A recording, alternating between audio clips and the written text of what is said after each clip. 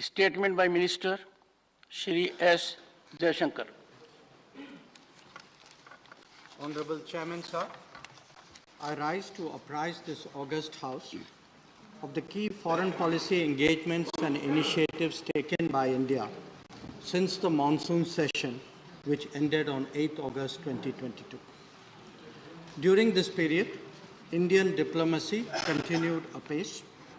Honorable President, Honorable Vice President, and Honorable Prime Minister interacted with a number of their foreign counterparts in India and abroad.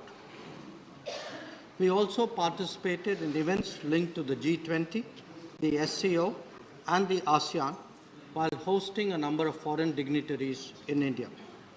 This included the Secretary General, Antonio Guterres of the United Nations.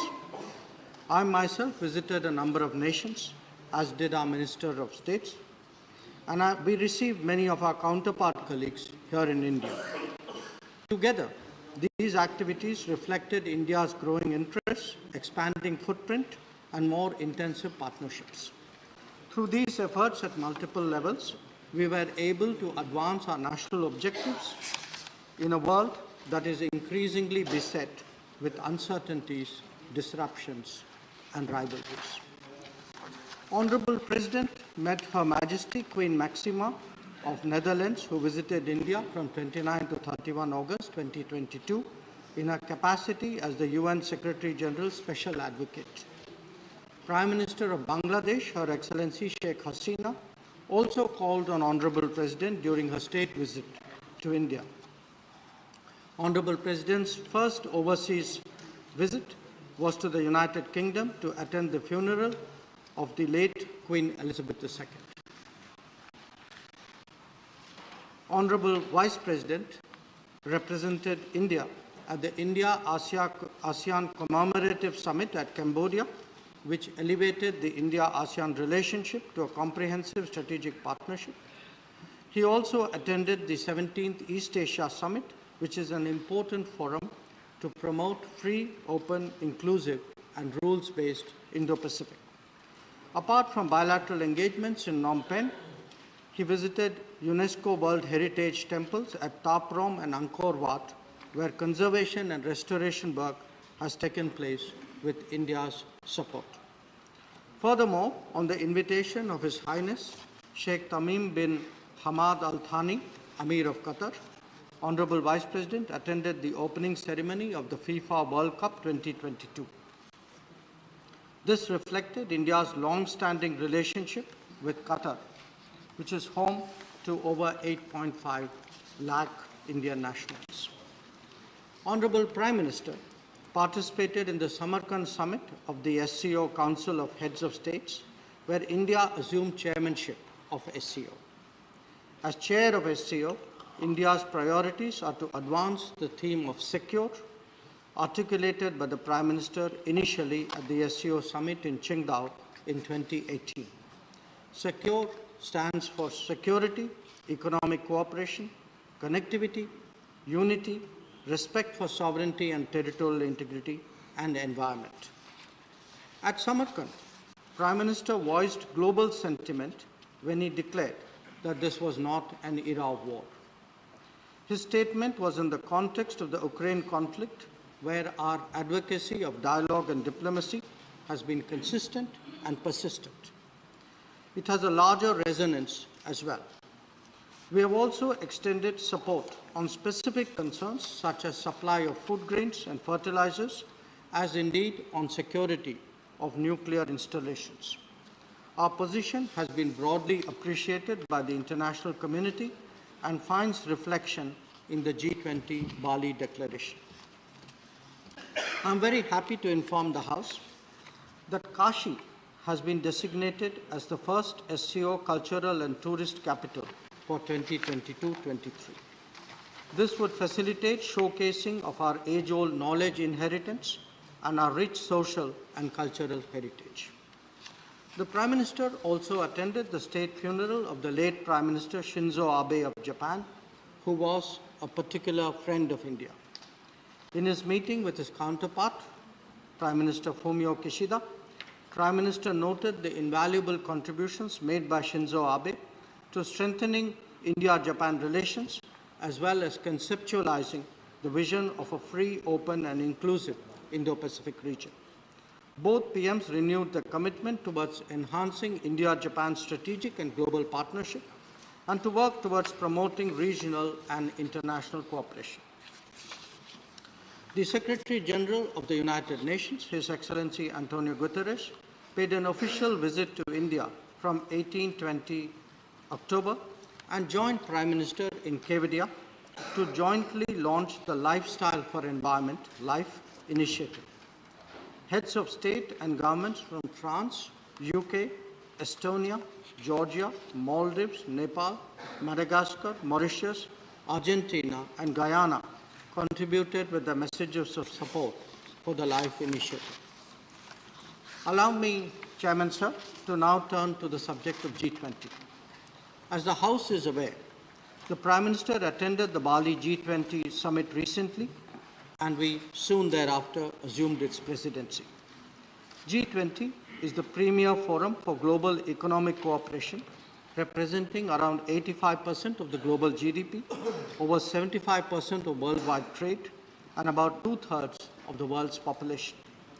Prime Minister has noted that India's presidency of the G20 during the year of Azadi Ka Amrit Mahotsav is a matter of pride for every Indian.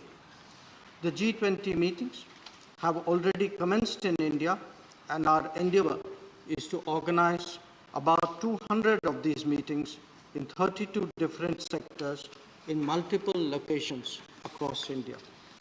The G20 summit is to be held next year, and it would be one of the highest profile international gatherings to be hosted by this country.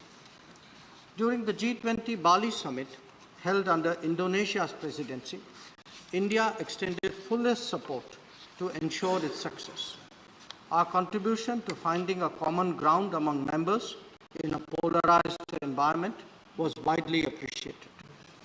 Prime Minister also held discussions with counterpart leaders on key issues of global concern. They focused mainly on reviving global growth, ensuring food and energy security, promoting technology, preserving environment, and addressing public health and digital transformation. As is customary, many of these opportunities also provided an occasion to take stock of our bilateral relationships.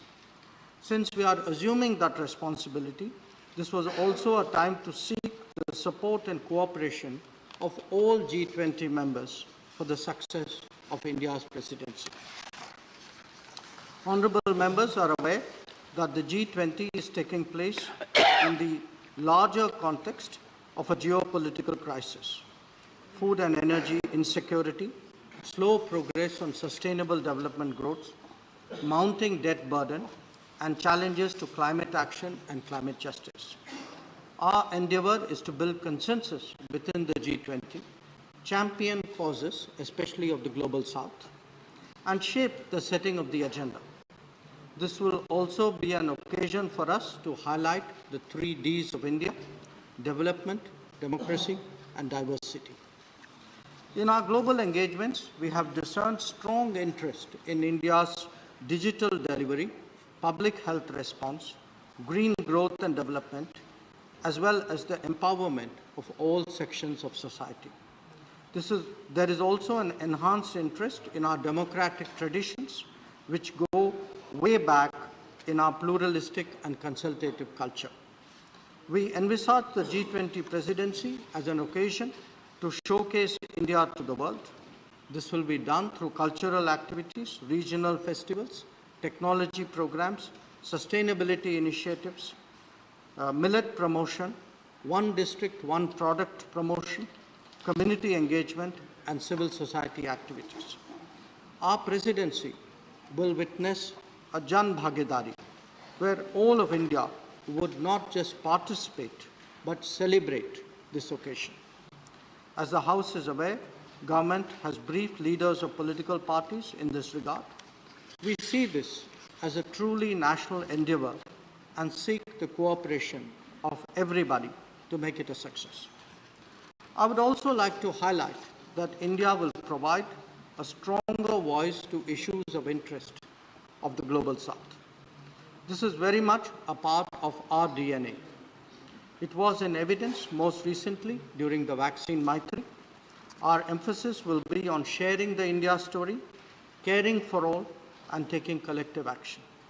It will focus on emphasizing our achievements and priorities such as digital India, clean energy, sustainable lifestyles, women-led development, and multilateral reforms.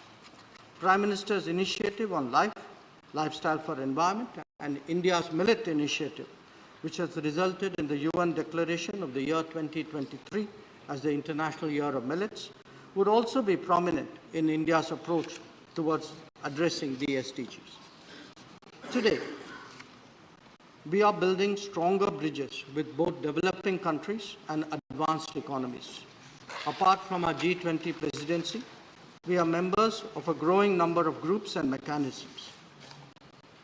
Some of them are relatively established, like the BRICS and Commonwealth. Others have been more recent, like the Quad and SCO. And still others are emerging, like the I2U2 and the Indo-Pacific Economic Framework. We are also increasingly engaging the world in group formats, reflecting the growing interest on their part to cooperating with India. This could be with the ASEAN, with Africa or the Pacific Islands, or indeed the Nordic nations, CARICOM, CELAC, or Central Asia. Our growing collaboration with the European Union is of particular importance. Chairman, sir, I would like to share with the House that the ministers of MEA have been equally active during this period. I have myself hosted the foreign ministers of Maldives, France, Singapore, Botswana, United Kingdom, Ghana, Gabon, Belarus, Syria, UAE, and Germany in this period.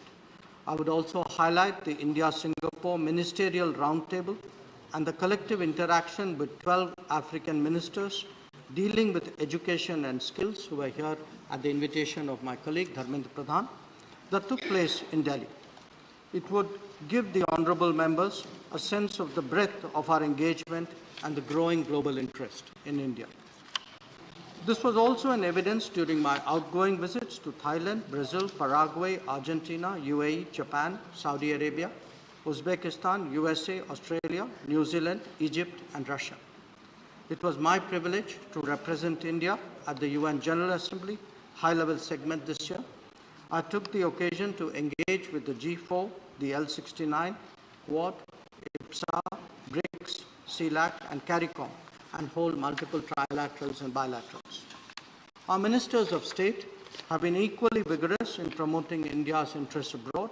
Sri Muralidharanji went to Brazil, Senegal, USA, Oman, Djibouti, Kenya, Eritrea, and Nigeria.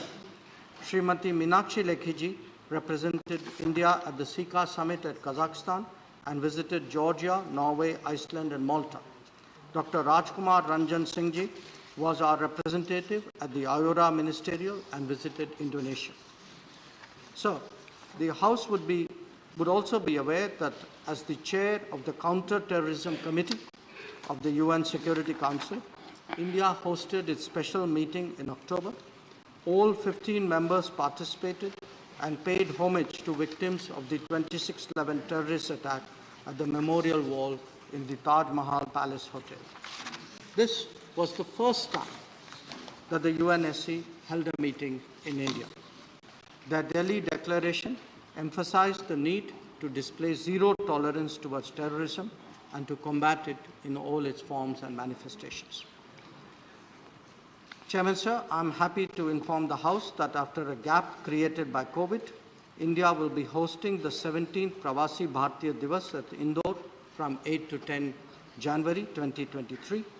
This year's theme acknowledges the contributions of Indian diaspora as, quote, diaspora, reliable partners for India's progress in Amrit Kal, unquote. The 32 million Indian diaspora is a great source of support for our country. India's 4C commitment of care, connect, celebrate, and contribute would be on display during these celebrations. His Excellency President Mohammad Irfan Ali of Guyana will be the chief guest of the Pravasi Bharatiya Divas 2023. Where Republic Day 2023 is concerned, we have invited His Excellency President Abdel Fattah al-Sisi of Egypt as the chief guest. He has graciously accepted the invitation. Honorable members would also be glad to know that the 12th World Hindi Conference will be jointly organized by India and Fiji from 15 to 17 February 2023 at Fiji.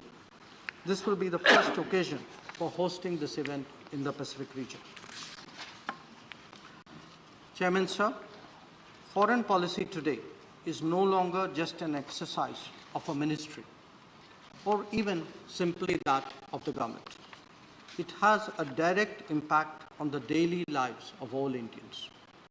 This may be in ensuring that our products have market access or that our talent gets into the global workplace. But it is equally an effort to ensure that technology, best practices, and capital flow into India. Our endeavor in a difficult global situation is that the welfare of the Indian people is ensured, however challenging the circumstances. This may be in exceptional situations like Operation Ganga in Ukraine, or the ability to access key necessities like energy and fertilizers on affordable terms. Or indeed, in concluding migration and mobility partnerships, as we have just done with Germany. Indian foreign policy is there to serve the Indian people. We will do whatever it takes to discharge that responsibility. It could be in ensuring international support for our policies or in the acceptance globally of our interests and objectives. These may be difficult times, but it is also an occasion to display our leadership and make a strong contribution to global peace, stability, growth, and security. Honorable members know this well and understandably approach the ministry sometimes with their particular concerns and issues.